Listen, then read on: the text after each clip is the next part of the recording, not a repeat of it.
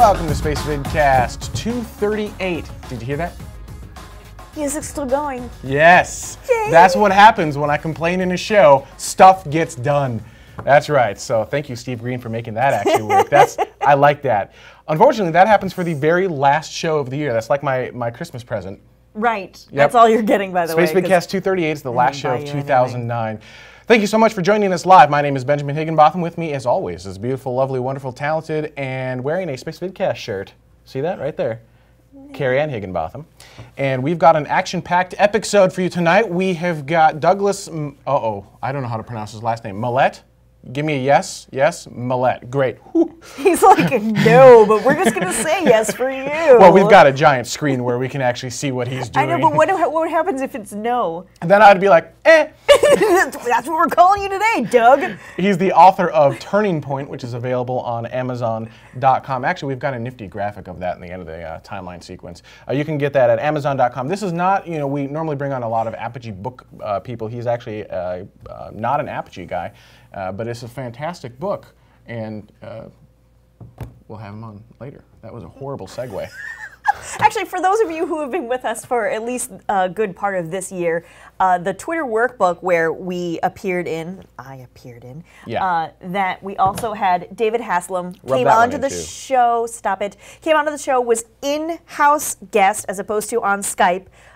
He started a publishing company, and through somebody on Twitter, I heard that Doug had this book that he wanted to get published, so I hooked the two of them up. Unfortunately, it didn't quite work out that way, but that's how I met Doug, was that through somebody else on Twitter, something.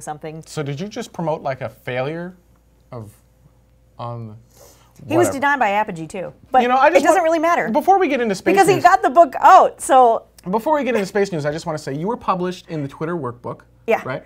You are going to be speaking solo at South by Southwest this year, and so if you're on a a tech Moon geek, 2.0 on a Moon 2.0, I will not be speaking, not because I don't want to speak. I was not asked to speak. Right. They asked Carrie Ann to speak, and not that she will do. I mean, she will do great. And I helped name SpaceUp. I am totally jealous. Yeah, that's what happens when you have a real job, and I just do space crap all day. Everyone contacts me because you're like, I don't know, this guy needs some sort of help, and you just email me with it, and I'm like, oh, he needs help, like creating a whole brand new kind of conference. Okay, I guess I'll help with that. No, you know what it is? They're like, oh, that Ben character, he's shady. We don't want him. But Carrie Ann, she's cute. We'll take her. All right, let's get the show started right with a little bit of space news. Space news. Yeah, I don't think Adam actually held it for that long. I did, wow. And someone forgot to turn swap mode off, didn't he? No? It just went black? That's pretty cool. Steve, get on that. Wow, all right, first item, actually, do we want to do, let's do the Obama heavy lifter thing. This is breaking Twitter news, as it were. Right before we started the show, we were, what was it, like 5 minutes before the show started, maybe 10 minutes before the show started. Well, no, 5 minutes before the show was supposed to start. Whatever. We started seeing a bunch of a Twitter flurry about Obama canceling Ares 1. Right. And going with a new heavy lift, and not necessarily new heavy lifter, a heavy lifter. And it's kind of like, right. Okay. The rumors are saying President Barack Obama will ask Congress next year to fund a new heavy lift launcher to take humans to the moon, asteroids, and to the moons of Mars. And to the moons of Mars, sorry. However, the heavy lifter has not ever been named. It's not like they said, we're dumping Ares 1 to go with Ares 5. Maybe they just didn't realize that there's more than a heavy lifter out there. Which is a little concerning, if you ask me. Well, maybe not. It's on NASA watch. You'd think that somebody would have figured something out. Well, no, I mean, the Obama administration may not have said. I guess. Right. So Obama's like, we're going to dump that little thing and go with that big giant thing. And everyone just said, oh, he said heavy lifter. Right.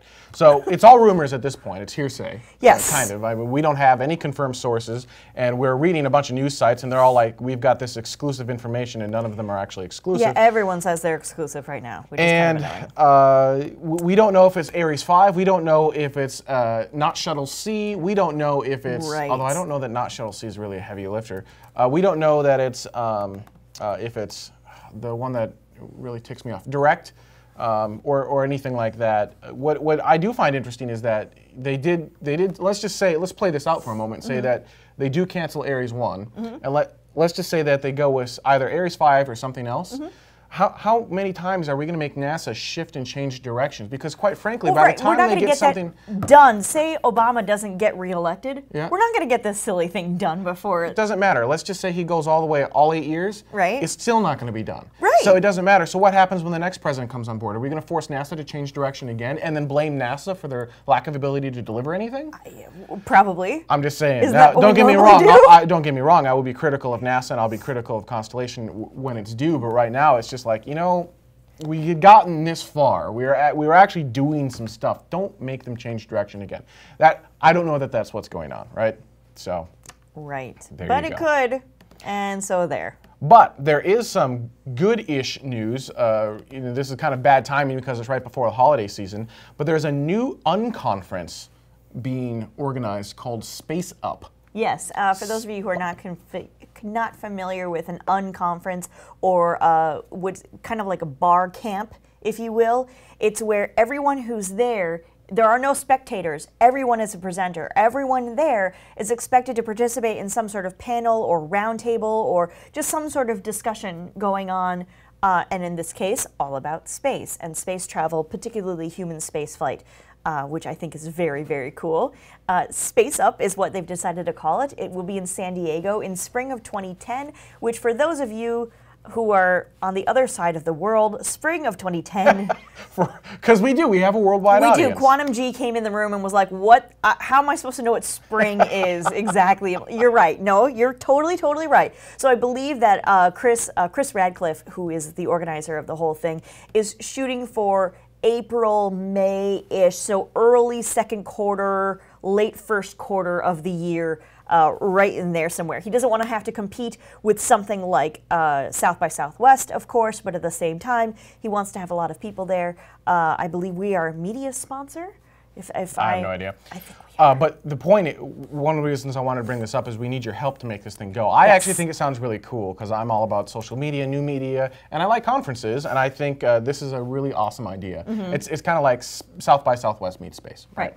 But they need to raise $2,000 before January 1st at 8 o'clock p.m. Eastern Standard Time. And right now, they're at, as of this exact moment in time, they've got 18 backers at $781. Now, we haven't put our money in yet, but we'll put in at least $100. So when the show's done and post-show, we'll add another $100 to that. Right. Now, I actually wanted to be a $500 sponsor, but unfortunately, I couldn't quite pull that one off.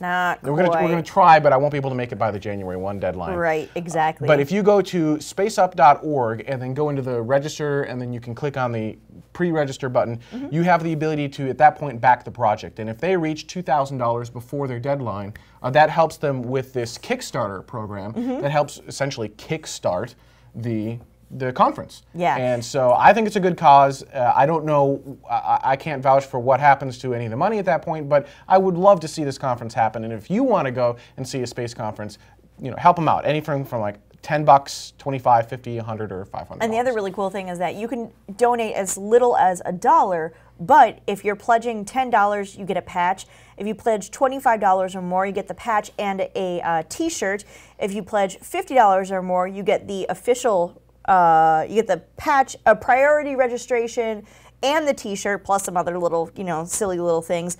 $100 gets you the priority registration, all the other stuff, of course, but the cooler T-shirt, like all of the organizers are going to be wearing, and the $500 or more gets you 2 priority registrations and all the other stuff. So, so there's a little bit of incentive, kind of, you put your money in and you're not just getting registration, you're not just helping something, which is awesome, by the way, but you also get, like a little patch or T-shirt or something kind of cool like that. Yeah, so that was just one of those things I wanted to bring up and see if we couldn't get a little bit of backing there, because these are good people. We know these people. They're regular space vidcasters, and anything we can do to help them out. And I think it's going to be. I think it'll be a lot of fun. I'm excited. I hope it goes, and I hope we get to go, especially since it's in California. It's freaking cold in Minnesota. Yes, but Quantum actually asked if anyone will be there to stream it. Anything that we try to get our hands on, we will try. Hey, there's Chris now. We will try to get our hands on to stream we're not really sure what the connectivity is looking like over there. There are always restrictions when it comes to the conferences and streaming, right? So there's technical restrictions and then political restrictions as well. So we'll stream what we can. We always do whenever we can. Yep. That's what that is. All right. Another bit of news that happened like 40 minutes before the show started. I know, this was just like a breaking news night. We're both like, the whole show like written out, and then it was like, no, cut that because we got to put this in, and cut that because we got to put this in. Actually, everything we hit, almost everything we had prepped, we're not going to get to. It's all going to be this breaking news stuff. But links, I'm sorry, XCOR. Yeah, nope, Douglas, you're done. Sorry, bye. And I wish you could see Douglas's face. He's like, huh? And now we're getting cool hand signals, but we won't show you that. So XCOR, who makes rockets primarily, as well as some actual vehicles, they make the Lynx and Lynx Mark II. They have been selected by South Korea to do something. Like they're going to be there. Help me out with the story. I lost it. I'm trying to call it up. Keep going. Korean plans space tours.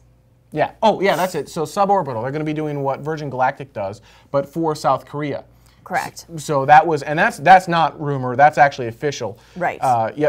Pete mentions in the chat room, yes, it is Suborbital, it's not actual, but they LEO, have a deal. It's not to a space station. It's a $30 million project. They're getting money in. Which is good because, I've heard a lot about Lynx, and we've seen the pretty pictures. We've actually, did we show the picture? We've got there you go. So isn't that neat looking? But that's all CG. So as far as I know right now, and I obviously they don't talk about this a whole lot. It's the Lynx Mark II, isn't it? Quantum G. I think it's technically the Lynx Mark II. Yeah. It's not real. It's they've got like models for wind tunnel testing. As far as I know, that's as far as they've gotten. Right. So look at how long it's taken Virgin Galactic to roll some of this stuff out. They're not even testing Spaceship 2 yet. Right. They rolled it out with a bunch of lights and then had all their stuff blow over. But if they can keep to the timetable that they've already got set up, they can fly as soon as 2012, 2013. Which is the same. This is where this boggles my mind. It's the same timetable as Virgin Galactic, who's been working on this for quite a bit longer and has deeper pockets. I know. So either the Lynx Mark II is way more efficient, or they've got a lot further along than I believe they are, or that I've been led to believe. Led to believe is the wrong term, but further along than I think they are, or they're just not going to make that timeline. That's crazy talk. I think it's option 3. I mean, we've talked about this earlier in the show, earlier in the year. I don't know that they can make that happen. The thing that XCOR has going for them, though, the thing that Virgin Galactic was missing and that XCOR has, they have a working, usable rocket. Right. That's what they do. Right. Now, that's a hard part, and that's what set Virgin Galactic back. So, for all I know, the actual vehicle part of it, is very easy. And as Space Advocate is saying in the chat room, I see, they have kept themselves very secretive, and they have. I don't know what's behind their closed doors and stuff like that. No, exactly. I've lost my timeline. But we will one day. We will one day. Oh. I'm sorry, that was a little creepy, wasn't it? You know what? Let's just do we want to do the Phoenix thing, or should we just go to Douglas? I think we're going to go to break. We'll do the other stories as dailies, or you can read about it. Basically, the other stories we're going to skip just so you can kind of look them up. The Phoenix lander, you guys all remember that? Yeah. Might be rising from the ashes. They've got a coming back to life. Maybe they got a very small amount of time where they might be able to go in and resurrect the Phoenix lander. Remember, the lander's not a rover. It landed on the ground, did its thing. Now they're going to try to bring it back to life, and they're going to try to free the Spirit rover as well. They were able to do some pretty cool science with the rover, but the Spirit rover got one wheel stuck, and then they were trying to dig it out, and I think they got another wheel stuck. And it just almost looks human. It looks like a pet robot. Look at that. I know. It's so cute. When we come back, the author of Turning Point and Spacevidcaster, Space Advocate, aka Douglas Mallette, will be joining us and talking about his awesome book. Stay with us. Hello and welcome to the Crow River Coffee Company in Watertown, Minnesota. Situated on the bank of the beautiful Crow River, we offer espresso drinks, delicious food, live music, bulk beans, and artisan items. You can see us at crowrivercoffee.com. Thanks!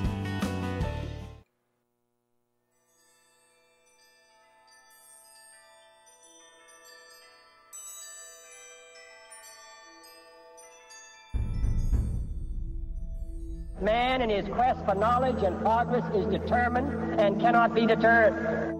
Now here we are, a few remaining shuttle flights left. We are in transition between now and what's next. The exploration of space will go ahead, whether we join in it or not. We went from the glory of Apollo to the Space Shuttle Transportation System. We've been here since 1981. And this generation does not intend to founder in the backwash of the coming age of space. It's up to all of us to ensure that this next coming age of space is something we can grow with. Some would have us stay where we are a little longer, to rest, to wait.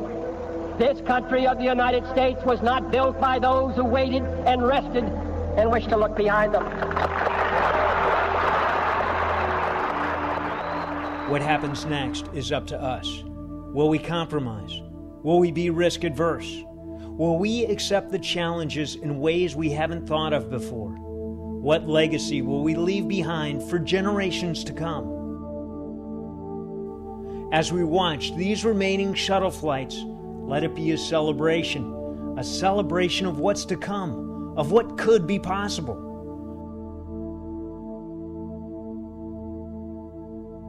We must try to forget the politics. Let's look at the facts. Let's think about the incredible feats we've already accomplished, but not for too long. Let's reach beyond that. We set sail on this new sea because there is new knowledge to be gained and new rights to be won, and they must be won and used for the progress of all people. This is about technical evolution to inspire future generations. This is about a never-ending quest to find out what's possible and, in turn, find our future. Well, space is there, and we're going to climb it. And the moon and the planets are there. And new hopes for knowledge and peace are there. And therefore, as we set sail, we ask God's blessing on the most hazardous and dangerous and greatest adventure on which man has ever embarked. Thank you.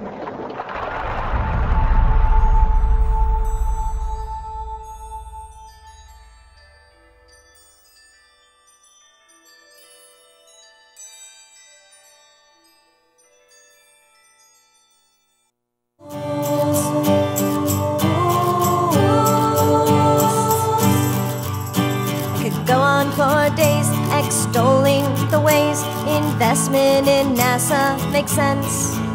But I have only this song to convince those who are wrong and think it's a wasteful expense. I will dare to say it's our greatest success. Less than 1% is hardly excess in a budget that keeps us all in debt. At least here we can see what we get. So let's hold a bake sale for NASA. Show our love for a program that actually works. The cookies are sure to be out of this world. We could even have Astros as clerks. Give folks a chance to learn firsthand why we need these adventures in space.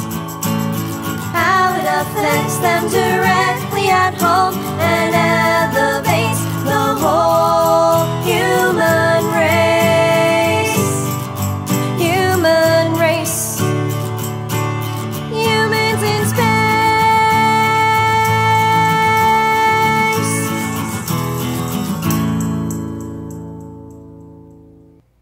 That's right. You read it correctly in the calendar. This is the final show for 2009. And it was an awesome year, 38 live episodes, a lot more SpaceVidcast shows than that because we have the daily shows as well.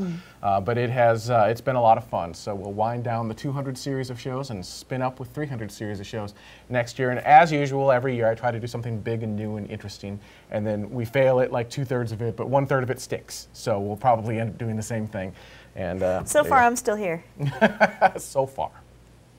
And in the break, you also saw the Bake Sale for NASA song. Yep. You can get that on Amazon.com. That's by Craft Blast. Just search for Bake Sale for NASA. Yep. And it's the only thing that pops up because what else is going to pop up under Bake Sale for NASA? Who else has thought of having a Bake Sale for Exactly. NASA? I mean, really. Exactly. And there was one other thing I wanted to point out in there. That's all right. It was.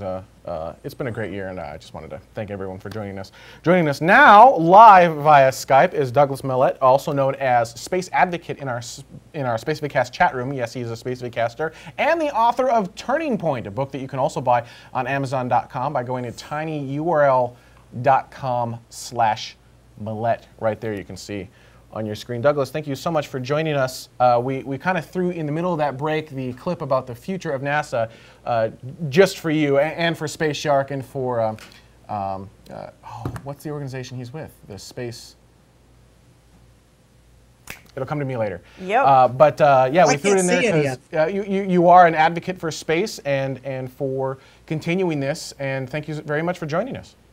Well, thank you very much for having me. I just want to let you know I can't see you guys, so I'm totally flying blind, but that's okay. All right. Well, gotta look. This is one of those technological shows where things just don't work quite right. No. So you talk a lot in your book about why we should go to space and why we should be in space. So I think we should start there. Why should we be in space? I ask this question of all of our guests pretty much, and I get different answers across the board. So what do you think?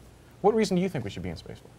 Well, I think right now we find ourselves, and as we all know, in this current economy, we've got the economic issues, we have employment issues, we have energy issues. There's a lot of issues on the table that all the politicians and pundits want to constantly talk about, and space solves them all.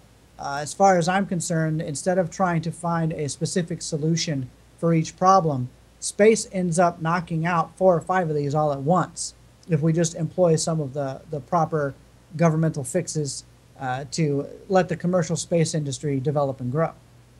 Now, in the beginning part of your book, you actually talk about some of where we had thrown our money, for the U.S. government, some of the incentives we'd thrown, the, $0.7 trillion we'd thrown in there, and you talked about what would have happened if we had given that to NASA instead. Can you touch on that for a moment? Sure. I draw this little story. The Apollo program lasted 13 years.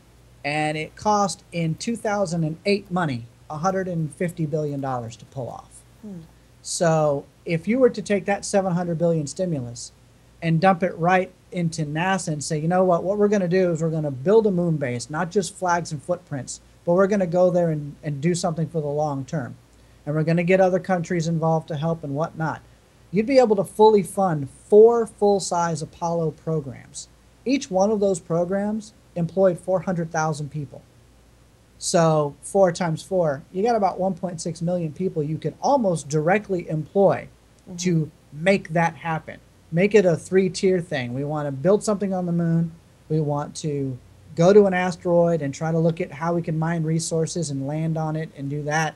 And do scouting. Sorry, hit my own microphone.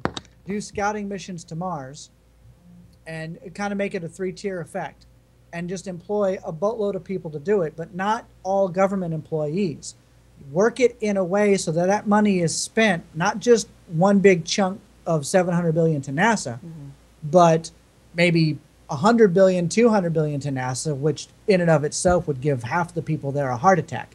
But besides that, take the rest of the money and invest it into the commercial space industry by creating incentives for small businesses to start up, to do space-based technology, space-based innovation, give it to colleges and universities so that they can do advanced research and development on their own to facilitate the program. Start making the commercial space industry a stronger, more viable market, because once you set up the infrastructure, much like what the American government did with the Intercontinental Railroad, if you set up the infrastructure, the market will develop itself. Now, with the infrastructure for the railroad and for our highway system, that made sense, right? I mean, we had to move goods from one area of the country to the other area of the country, right. And with that changed how we ate food and how we got different materials from point A to point B radically. I mean, right. it is what started the Industrial Revolution. Immediate benefits, you know what I'm saying? Like Absolutely. there wasn't a whole lot of negotiation that needed to go on. It was sort of like, hey guys, we need stuff over here. Okay, we'll make that go from here to there, no problem. But one of the arguments I get from my non-space friends is, that all made sense, and obviously in retrospect it made sense. It makes sense now. But what advantage do we have to opening up space? We use the government to build that infrastructure, and then what? I mean, it's not like it's a road to the other side of the country. It goes, right. I mean, space is nothing. There's just, it's it's space. Right. Well, exactly. Space is space, but all you have to do is say, well, that's fine. You talk about resources in the gold rush. We have resources on the asteroids. We have resources on the moon. There are things that one decent-sized asteroid has more iron ore in it than every amount of iron ever mined ever in the history of humanity. So one asteroid can facilitate a majority of our mineral needs for quite a long time, and it's worth a lot of money. And so when you start putting it in those terms of industrialization of space, not tourism is nice and fun, and I want to go too, but it's not about tourism of space. It's about the industrialization of space. It's about using space and mining those resources, not only to bring back as needed if necessary, but also to use in space so that we can build spaceships up there, so that we can refine materials up there and escape this whole Earth gravity well fight that we're never going to win until we develop anti-grav systems. Well, one of the scarce, I mean, you bring up a good point, which is we live on a planet of scarce resources. Right. We have got X amount of gold, X amount of platinum, X amount of whatever. You know, pick a substance. There's a point where we will run out of it. But the one thing that we're running out of faster than anything else, and that we consume faster than anything else, is oil. I don't really know that there's oil in space, so there's an energy need here too, right? Right. What does space do to help that side of it? Well, I subscribe significantly to space-based solar power. I really do think that's a viable option. Now, do we need to develop some additional technologies to make it more plausible? Absolutely. Do we need to drop launch costs in order to make it more reasonable? Absolutely. And I think that's what SpaceX and XCOR and Orbital Sciences and all these other commercial space people are trying to do. I mean, people say it costs so much to go to space. You're absolutely right, and that's because the government's running it. When's the last time you saw the government run anything cheaply? They don't. They don't have a profit motive. They don't have an incentive to be cheaper than they need to be. They have 19,000 levels of checks and balances because they're paranoid, because they're using public money to do what they're doing, and they have an image to uphold. A private company, I won't say would be more risky, because one mistake and they're done. They're cut off. You forget it. But in fact, the whole commercial industry would suffer a major setback. No company wants to be that guy. No company wants to be the one that hoses it for the next 100 years. So they're going to be safe, but they're also going to be profit motivated and practical. They're going to develop systems orders of magnitude cheaper, which means the launch costs are going to end up dropping by orders of magnitude. Then everything becomes a lot more realistic. But you're saying that, because you talked earlier that there's you give NASA a bunch of funding, help our economic crisis by, rather than giving stimulus checks back and creating, well, we really didn't create jobs, right? We actually lost, jobs have been going down. Rather than do that, give NASA the money and have them create an entire new industry, a space industry that doesn't exist today. I mean, obviously there's space, but... Yeah, turn the space industry from a what I call a side pet project, which is basically what it is now. It's important, it's big, we love it. I mean, there's no doubt about that. But grow it to a point to where it's actually one of our economic pillars, that space exploration and development is a strong cornerstone of our national economy. Because we were relying on invisible money, funny banking, and balloons, and every time those pop, this one being the most recent, it hurts us badly. And we got to get back to the point of making tangible goods and making tangible things so that we can sell them to other nations, so that we can service to other nations, so that we can grow our economy by building and doing things instead of shifting bits of data in computer systems on Wall Street. So once we get to that point, and the space industry is what will facilitate that. And you might employ 800,000 people to do these projects, but these people are making $80,000 a year. They're going to have the kind of disposable income or the kind of incomes where they're now going to want to buy a house, a car, go to the movies, etc., go out to eat. So they're going to have the income to spend, so that's going to help the consumer markets grow and stabilize themselves as well. Now, kind of where I was going with some of that is that, later you say, giving the government money, they're not very good at it. And I think the chat room is kind of bringing this around to the point that I wanted to make. Space Cadet mentions change NASA's culture before we give them more money. And then there's also comments saying that NASA shouldn't be creating space industry, but rather using it, not creating it. I'm not sure. I guess it depends on how you define creating space industry. Right. But NASA has a role to play, and right now, I wish I could see the chat room as you guys are going, but I don't want to have the webcast up while I'm talking to you. But because I can see their comments, but NASA has a role, but that role is not what they're doing now. I think we can all agree that they're slightly overextended in what they're doing. And there's a lot of things that they're doing that they shouldn't be doing. They shouldn't be building rockets to go to Leo. We all know that. Should they do the heavy lift? I think that would be more along their alley, but a heavy lift to get to, of course, we've got Falcon 9 and Falcon 9 Heavy coming up. I don't know how strong that's going to be, but I think NASA has the capabilities to build a monster ship to take massive amounts of supplies and do construction on the moon. That would be something that would be difficult for a private company to absorb and say, well, what's in it for us to do that? That's not something a private company would do. Government would build the fort. If you go back to what governments have done throughout the course of history, explorers would go out, then the military or government would build a fortification there, and then you'd start building the transit way back and forth and setting up the infrastructure and then settlers and villages, and the next thing you know, you've got San Francisco or something to that effect. Well, same idea with space. Let the government build the moon base and then lease it. Make a profit on the dad blasted thing. Build this moon base that's capable of doing research and having hotels in it, or whatever the case may be. Whatever they set it out, it's got like 5 or 6 platforms that it can host. And then start to rent that out to private companies. Rent out space, rent out time, rent to other countries. Start making money back on it, at least to the point of breaking even. That's something the government can do to help facilitate the private space industry, up to and including building fuel depots so that we don't have to worry about carrying every ounce of fuel with us.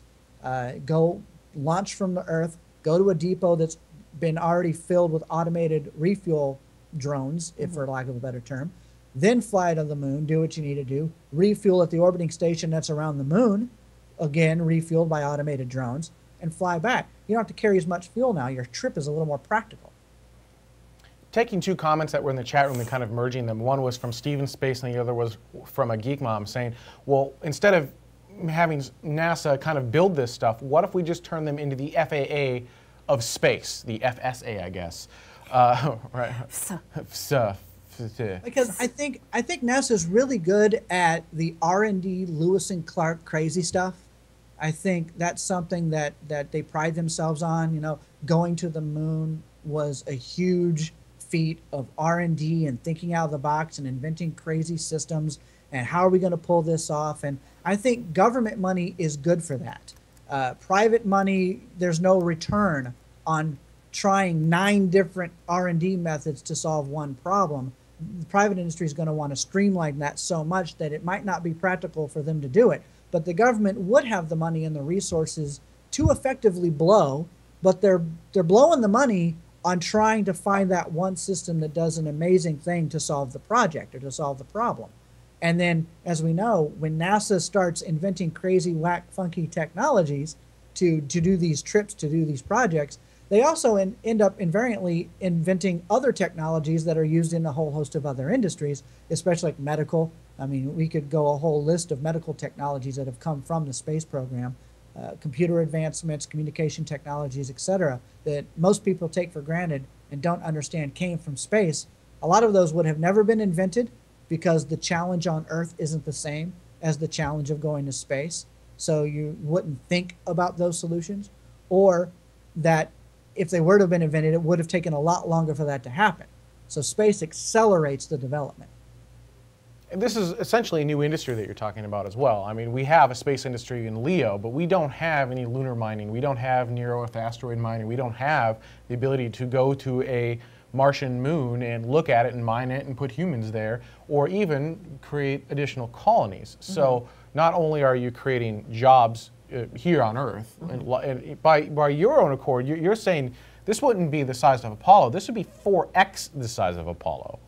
Yeah, very much so. I don't see any reason why it couldn't be, especially if you start bringing in the commercial sector and international partners and start seeing the capital flow between private companies internationally, you got to fix some rules for that to happen. I mean, ITAR right now is the biggest choke on commercial space that exists, and it takes a, I don't know what it's going to take. It's going to take probably a complete reshuffling of Congress, and I don't want this to sound too bad, but all the old military type dudes who think that space is a national defense Cold War era location, and change the thinking into, no, space can be a peaceful, commercially available public use location just like anywhere else. Could you touch on for a second ITAR? Because we have a lot of space geeks that kind of show up and don't know the inner workings of some of the things that are truly restrictive. ITAR being a regulatory system, I guess I could call it. We could call it. And I deal with ITAR all the time at work. Yeah. So could you explain a little bit of what ITAR is and why it's such a big deal? Sure. The International Trade and Arms Regulations, and you can look it up, people can look it up and kind of do some personal research. But in a nutshell, what it is, missiles, bombs, and guns. It's supposed to protect our technological developments in the area of military assets so that other countries don't get it. You don't want to share your missile, bomb, and gun technology with the bad guy or with the potential bad guy, which makes sense. But they have over time started to include commercial space assets in the ITAR umbrella, like communication satellites.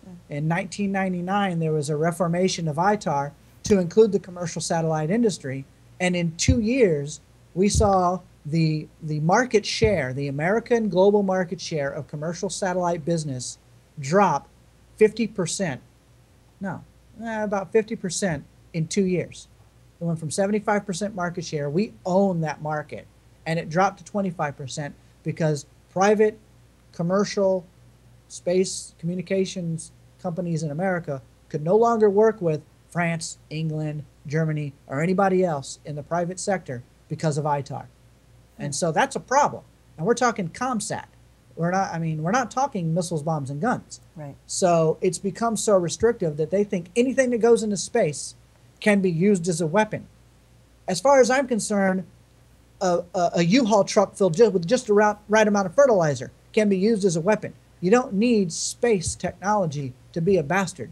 So to think that space has to be this holy grail, military control, we don't want commercial industry in it location is restrictive and detrimental to our growth. It's an important issue. We should actually talk about it. We don't talk about it very much on the show, but anytime we're talking to a new space company or anyone that is based here in the U.S., oh my gosh, it is like the biggest stumbling block that they hit is ITAR, and it's just a pain in the butt because it restricts not only what they can do and who they can work with, but who can work for them, who can actually work on their projects as well. It's a huge issue. And I assume there's some Wikipedia stuff on that. I think we should actually start a section of Spacevidcast dedicated to ITAR so we can educate people on the problem that it truly is. I mean, I've heard that they're in the process now of discussing ways to reform it. I've heard that they've shifted it over to the FAA, that part of it to go over to the FAA or to the commercial Commerce Department, to the Commerce Department from DOD. I've never seen any of that validated. So I really don't have a clue what Congress or any officials are doing with ITAR other than maybe giving it lip service, but not actually doing anything about it. And it's about time that we, the people, stand up and yell at our politicians and say, look, that's enough. Space is a peaceful place. Anybody can do bad things with bad stuff. Last I checked, Iran, who just launched a test missile, which is supposed to be able to hit Israel, they didn't have access to our space technology to pull that off, but they're doing it anyway. So what are we going to do? Are we going to constantly hamstring ourselves under the paranoid delusion that we're going to keep bad people from doing bad things? Or are we going to continue to police as we should, but freely share peaceful ideas and technologies from company to company as they see fit?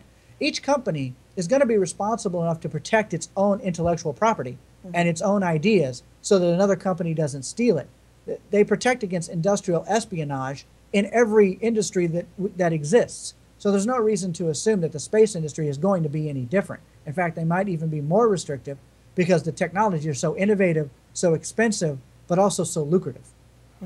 So I've started to bore the chat room with my ITAR discussion because it's a non-interesting government thing. They went off for quite a while talking about Was I snoring? I'm sorry. I think it's interesting because it is such a huge stumbling block in the space industry, and I think it's going to prevent space agencies from really starting and working here in the U.S. They're going to go into areas in which, but ITAR isn't just here in the U.S. by the way. ITAR restricts things all over the world. But they were talking about where NASA should be, and actually let's go back to that for a moment. In an ideal situation, let's go forward 10 years, let's go forward 20 years. Where should NASA be, and what will that have changed as our culture? What will have that changed? I think the first thing NASA needs to do is dump Ares 1 and let the commercial sector be the taxi. That's a good way for the commercial industry to get its feet wet in doing something major and serious.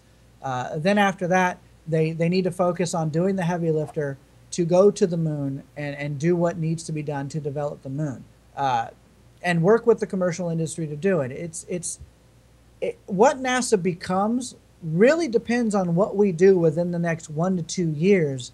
If you're going to say, give me this 10-year window, the 10-year window is highly dependent on the next 2. It's a lot of things would have to happen for NASA to be what I want it to be. So it depends on what happens. As they're going now, I don't know if NASA can do anything. I think, and one of the things you mentioned earlier in the show, is every time NASA gets ready to go, some new administration comes in, pulls the rug out from under them, and they've got to do stuff over again. And then we complain, what's NASA doing? They don't know what they're doing. When in fact, it's more like the administration's constantly changing the boat every 5 minutes. So it's difficult for them to get something solidified. And as we know, going to the moon or anything like that is not going to be an election cycle. As one of my lines, space doesn't revolve around election cycles. These projects are too big and take too long, which is good because you're enabled to stimulate the career path of a person by doing major projects like this. One guy could have his entire career be working on this moon base, and it'll be done in 15, 20 years, or maybe that's half his career if he wants to go a really long time. But after that moon base is done, there's going to be a whole lot more after that that's going to have to be done. Or maybe he or she can work in the space energy and start working on seriously going into space-based solar power testing and putting up 1 megawatt microsats or so and see how that technology would work. How much energy did we lose in transmission, all these other things, figuring out the best frequencies and the best systems to use, developing Uber solar collectors, or use mirrors to focus the light, whatever the ideas are to help make that a possibility. I mean, I love the idea of space-based solar power because it's instantly transmittable anywhere on the planet without power lines. The only thing you have to have is the receiving station at your location, and then you can run lines off of that. But you don't have to have thousands and thousands of miles of relay stations and power lines for space-based solar power to work. All you've got to do is turn the sat, point it at the receiving station out in BFE Africa somewhere, and where they're poor and hungry and they don't have any power, they can't refrigerate their food, they can't do any of these things, and that's why they're poor and distraught and disease-ridden and everything else. You build a satellite station there to receive the energy, you point that satellite there and fire a beam at them for a week and charge some batteries or just power them on a rotating schedule, they're going to be able to have refrigerated areas, they're going to have a working hospital, they're going to be able to bring themselves out of the pit in months. It won't take that long for that to happen. You're talking a year maybe or less for them to go from squalor to stabilized and starting to educate themselves and grow themselves as a better people. You can save millions of lives just by doing that. All right, one final question for the main show, then we're going to slide you into the post-show and Epic, because this is a fascinating conversation. I'd like to continue it. But you're talking about building an entire new industry, and this is something I think America is quite good at.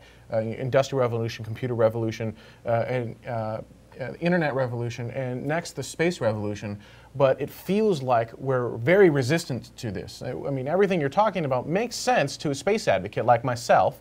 I mean, I listen to what you're saying. You know what? Let's do a big Apollo program. Let's create 1 million+ jobs out there in the market. Let's create a brand new industry that we are leaders in and actually become producers and not just consumers again. Very easy for a space advocate to believe in it. how do we make the non-space advocates believe in that same vision? Beautiful question, because that's exactly what I'm actually really trying to do. I know right now I'm somewhat preaching to the choir, and that's fine. But what I really want to do, and I'm trying to push, is becoming a public speaker to non-space listeners. And what we need to do, and here's the problem I have. A lot of space geeks like us really know our subject, but can't communicate it for squat. It's difficult for us to relate what space means to the average everyday person and their daily life. And it's because sometimes some people get too technical. The businessman who works, or the stay-at-home mom, doesn't care how the system works. They just want to know, what's in it for me? How does it help me? Mm-hmm. And so the best thing that we can possibly do is skip the technicalities of space and explain to them the sheer raw benefits that affect their everyday life. Once people realize that their cell phones are nothing without space, mm-hmm. it might sound like, well, duh, but how many people do you think don't think about that? Mm-hmm.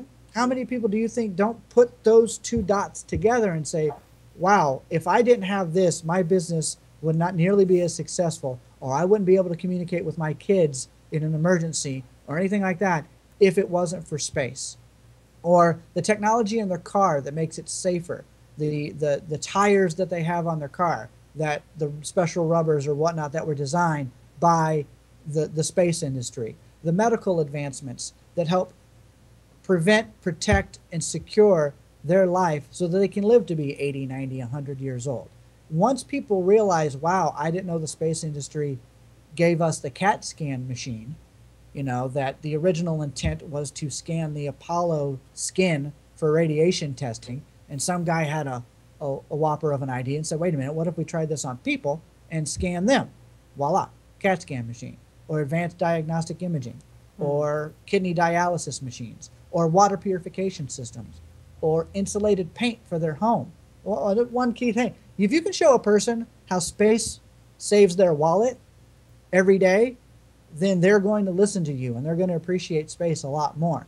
So you can say, yeah, by the way, you save $35 a month on average in your electric bill because of the technologies that are built into your home as a direct result of the space industry. That makes a difference. Awesome. Douglas, thank you so much for joining us. Stay with us so we can keep you on for the epic post-show. If you want to get Douglas's book, you can do that at Amazon.com by going to tinyurl.com/Mallette, and we've got a nifty graphic for that. And Douglas, if they want to get a hold of you, do you have a Twitter account and some other way that they can just interact with you socially? Absolutely, and I love talking to everybody, so it's great. I'm on Twitter as Douglas Mallette, just one big word, Douglas Mallette. I'm on Facebook, Douglas Mallette in Houston, if you look me up that way.